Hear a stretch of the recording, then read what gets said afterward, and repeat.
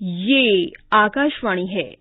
मंथन में प्रस्तुत है अंतर्राष्ट्रीय मातृभाषा दिवस पर विशेष कार्यक्रम। भाषा संवाद का माध्यम होती है।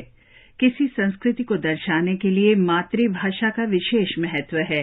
भारत सहित पूरी दुनिया में हजारों ऐसी भाषाएं हैं जो विश्व की अनूठी विविधता को प्रस्तुत करती हैं। दरअसल संवाद की बहुभाषी प्रकृति के कारण ही दुनिया की विविध विरासत और परंपराएं बची हुई हैं। लेकिन दुर्भाग्य का विषय है कि हम समय के साथ कई बहुमूल्य लोक भाषाओं को खो चुके हैं, जिसके परिणाम स्वरूप उन भाषाओं के साथ जुड़ा पारंपरिक ज्ञान और लोक साहित्य भी समाप्त हो चुका है। लेकिन आवश्यकता ये है कि अभी जो हमारे पास है उसका संरक्षण किया जाए। इसी उद्देश्य के साथ हर वर्ष 21 फरवरी को अंतर्राष्ट्रीय मातृभाषा दिवस मनाया जाता है। भाषाई और सांस्कृतिक विविधता को लेकर लोग जागरूक हो सकें और दुनिया के बहुभाषी स्वरूप को लेकर संवेदनशील हो सकें, इस लिहाज से भी ये दिन अहम है। वर्ष 1999 में यूनेस्को ने 21 फरवरी को अंतर्राष्ट्रीय मातृभाषा दिवस के तौर पर मनाने की घोषणा की थी। इस दिन को मनाने के पीछे बांग्लादेश के योगदान को भी देखा जा सकता है। पूर्वी पाकिस्तान से बांग्लादेश बनने तक अपनी मातृभाषा के रूप में बांग्ला को ही पहचान देने के लिए संघर्ष किया गया था। वर्ष 2000 से विश्व भर में ये दिन मनाया जाने लगा। भारत विश्व में सांस्कृतिक और भाषा की विविधता का एक अनूठा उदाहरण पेश करता है। ये भाषाएं भारत के अलग अलग प्रांतों का प्रतिनिधित्व करती हैं। इन भाषाओं के माध्यम से भारत के अमूल्य ज्ञान की निधि का लाभ आज भारत ही नहीं बल्कि पूरा विश्व उठा रहा है। ये भाषाएं भारत की लोक संस्कृति और कला को भी उजागर करती हैं। वर्ष 2011 में भारत सरकार की जनगणना के अनुसार भारत में कुल 121 भाषाएं और 270 मातृभाषाएं बोली जाती हैं। अनुसूचित भाषाओं की श्रेणी में कुल 123 मातृभाषाएं हैं और 147 मातृभाषाओं को गैर अनुसूचित भाषाओं के अंतर्गत वर्गीकृत किया गया है। असमिया, बंगाली, गुजराती, अवधी, हिंदी, राजस्थानी, हरियाणवी, कन्नड़, कोंकणी, मणिपुरी, उड़िया, मलयालम, पंजाबी, संस्कृत, तमिल, सिंधी, उर्दू और तेलुगु कुछ प्रमुख मातृभाषाएं हैं और इन्हें भारत के संविधान में 8वीं अनुसूची में निर्दिष्ट किया गया है। दूसरी अनुसूचित मातृभाषाओं में मराठी, गढ़वाली, छत्तीसगढ़ी, मैथिली, मारवाड़ी, डोगरी, पहाड़ी, संबलपुरी और भोजपुरी शामिल हैं। गैर अनुसूचित मातृभाषा श्रेणी में अफगानी, अरबी, अंग्रेजी, बाउरी, खरिया, किन्नौरी, तुलु, शेरपा, माओ, मोनपा और गुजरी शामिल हैं। एक आंकड़े के अनुसार जनगणना में सरकार द्वारा सूचीबद्ध कुल भाषाओं में से लगभग 96% लोगों की मातृभाषा अनुसूचित भाषाओं में से ही एक है और लगभग 3% भारतीय लोग गैर अनुसूचित भाषा श्रेणी के तहत सूचीबद्ध मातृभाषा बोलते हैं। इस वर्ष अंतर्राष्ट्रीय मातृभाषा दिवस के लिए विषय रखा गया बहुभाषी शिक्षा, शिक्षा को बदलने की आवश्यकता। भारत की राष्ट्रीय शिक्षा नीति 2020 इस बार के अंतर्राष्ट्रीय मातृभाषा दिवस की थीम के अनुरूप है। इस शिक्षा नीति में क्षेत्रीय भाषाओं को प्रोत्साहन दिया गया है। भारतीय भाषाओं को शिक्षण में एक नई जगह देने के लिए राष्ट्रीय शिक्षा नीति 2020 में कई अहम प्रावधान किए गए हैं। राष्ट्रीय शिक्षा नीति के अनुशंसाओं के अनुसार विद्यालयी शिक्षा के स्तर पर कम से कम कक्षा 5 तक और जहां तक संभव है वहां कक्षा 8 तक शिक्षा का माध्यम मातृभाषा होनी चाहिए। विद्यालय से लेकर उच्च शिक्षा के स्तर पर पाठ्यक्रम 2 भाषाओं में उपलब्ध कराने की बात भी कही गई है। शिक्षा नीति में त्रिभाषा सूत्र को लागू करने की प्रतिबद्धता व्यक्त की गई है। इस नीति में भारतीय भाषाओं के शिक्षण को बढ़ावा देने के लिए अलग अलग राज्य आपस में अनुबंध करके भाषा शिक्षकों को स्थानांतरित कर सकते हैं। त्रिभाषा सूत्र के क्रियान्वयन को लेकर एक और प्रावधान है कि छात्रों को 3 में से 2 भारतीय भाषाएं चुनना अनिवार्य होगा। राष्ट्रीय शिक्षा नीति में गणित और विज्ञान जैसे विषयों के पाठ्यक्रम द्विभाषा में उपलब्ध कराने का प्रावधान किया गया है। इस शिक्षा नीति में ई लर्निंग यानी ऑनलाइन शिक्षण को प्रोत्साहन देने की बात कही गई है। केंद्रीय स्तर पर भारतीय भाषाओं में सॉफ्टवेयर तैयार करने का काम किया जा रहा है। विद्यालयी शिक्षा के लिए सभी राज्यों के साथ साथ एनसीईआरटी, सीआईईटी, सीबीएसई, एनआईओएस और अन्य निकायों के साथ संस्थानों द्वारा ई सामग्री सभी क्षेत्रीय भाषाओं में विकसित करने की प्रतिबद्धता दर्शाई गई है। विद्यार्थी भाषा आसानी से सीख सकें, इसके लिए ऐप्स और गेम्स विकसित करने की बात भी कही गई है। इस नीति में राष्ट्रीय अनुवाद संस्थान की स्थापना और अनुवाद के उच्च गुणवत्ता वाले पाठ्यक्रम चलाने का प्रावधान भी किया गया है। राष्ट्रीय शिक्षा नीति के अंतर्गत विश्वविद्यालयों में संस्कृत सहित भारतीय भाषा के विभागों को सुदृढ़ करने की प्रतिबद्धता व्यक्त की गई है। इसी तरह सभी भाषाओं में साहित्य का अध्ययन करने वाले संस्थानों और विश्वविद्यालयों के विस्तार की बात कही गई है और देश भर में बिखरी हुई लाखों पांडुलिपियों को एकत्रित और संरक्षित करके उनके अनुवाद और अध्ययन करने के प्रयास की प्रतिबद्धता दर्शाई गई है। इस नीति में भारतीय भाषाओं में शोध के लिए राष्ट्रीय शोध संस्थान का प्रावधान किया जाएगा। राष्ट्रीय शिक्षा नीति में पाली, प्राकृत और फारसी भाषाओं के लिए एक राष्ट्रीय स्तर का संस्थान स्थापित करने की बात कही गई है। बीते कुछ समय में ये देखा गया है कि शिक्षा मंत्रालय, कुछ राज्यों और शैक्षिक संस्थाओं ने इस दिशा में प्रयास करने शुरू कर दिए हैं। राष्ट्रीय प्रवेश पात्रता परीक्षा 12 भारतीय भाषाओं में आयोजित की जा रही है। शिक्षा मंत्रालय ने भारतीय भाषाओं के विकास और विस्तार के लिए राष्ट्रीय स्तर पर भारतीय भाषा परिषद का गठन किया है। अखिल भारतीय तकनीकी शिक्षा परिषद की ओर से इंजीनियरिंग का पाठ्यक्रम 8 भाषाओं में तैयार किया गया है। कुछ दिन पहले मध्य प्रदेश सरकार ने मेडिकल शिक्षा के पाठ्यक्रम को हिंदी में तैयार करने के लिए एक समिति का गठन किया। राष्ट्रीय शिक्षा नीति में भारतीय भाषाओं को प्रोत्साहन देने के प्रावधान का जिक्र करते हुए प्रधानमंत्री ने बीते वर्ष मन की बात कार्यक्रम में कहा कि हमारे यहाँ भाषा की अपनी खूबियां और मातृभाषा का अपना विज्ञान है।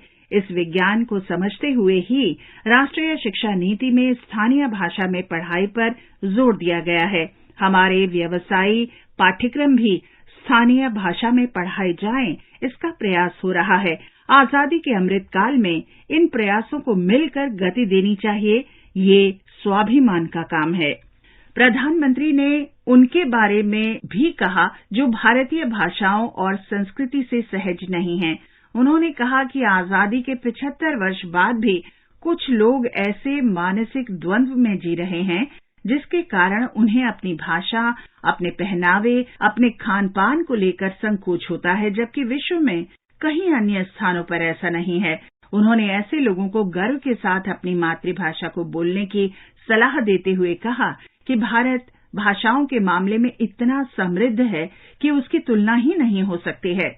आजादी के 75 साल बाद भी कुछ लोग ऐसे मानसिक द्वंद्व में जी रहे हैं जिसके कारण उन्हें अपनी भाषा, अपने पहनावे, अपने खान-पान को लेकर एक संकोच होता है, जबकि विश्व में कहीं और ऐसा नहीं है।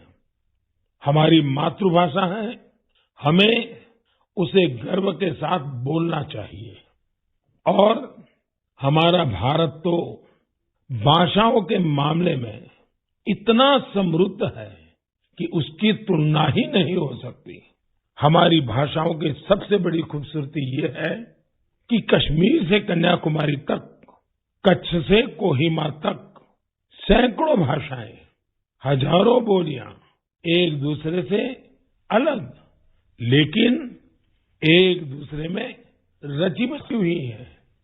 भाषा अनेक, भाव एक। सदियों से हमारी भाषाएं एक दूसरे से सीखते हुए खुद को परिष्कृत करते रही है, एक दूसरे का विकास कर रही है। प्रधानमंत्री ने कहा कि भारत में विश्व की सबसे पुरानी भाषा तमिल है और इस बात का हर भारतीय को गर्व होना चाहिए कि दुनिया की इतनी बड़ी विरासत हमारे पास है।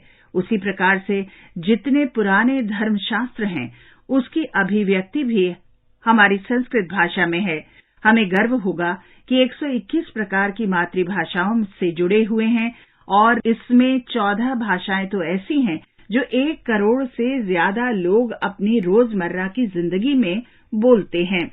प्रधानमंत्री ने कहा कि जितनी कई यूरोपियन देशों की कुल जनसंख्या नहीं है, उससे ज्यादा लोग हमारे यहाँ अलग अलग 14 भाषाओं से जुड़े हुए हैं। प्रधानमंत्री ने कहा कि वर्ष 2019 में हिंदी दुनिया की सबसे ज्यादा बोली जाने वाली भाषाओं में तीसरे स्थान पर थी। इस बात का भी हर भारतीय को गर्व होना चाहिए। उन्होंने कहा कि भाषा केवल अभिव्यक्ति का ही माध्यम नहीं है, बल्कि भाषा समाज की संस्कृति और विरासत को भी सहेजने का काम करती है। भारत में विश्व की सबसे पुरानी भाषा तमिल है और इस बात का हर भारतीय को गर्व होना चाहिए कि दुनिया की इतनी बड़ी विरासत हमारे पास है। उसी प्रकार से जितने पुराने धर्मशास्त्र हैं, उसकी अभिव्यक्ति भी हमारी संस्कृत भाषा में है। भारत के लोग करीब 121, यानी हमें गर्व होगा, 121 प्रकार की मातृभाषाओं से जुड़े हुए हैं और इनमें 14 भाषाएं तो ऐसी हैं जो 1 करोड़ से भी ज्यादा लोग रोजमर्रा की जिंदगी में बोलते हैं। यानी जितनी कई यूरोपियन देशों की कुल जनसंख्या नहीं है, उससे ज्यादा लोग हमारे यहाँ अलग अलग 14 भाषाओं से जुड़े हुए हैं।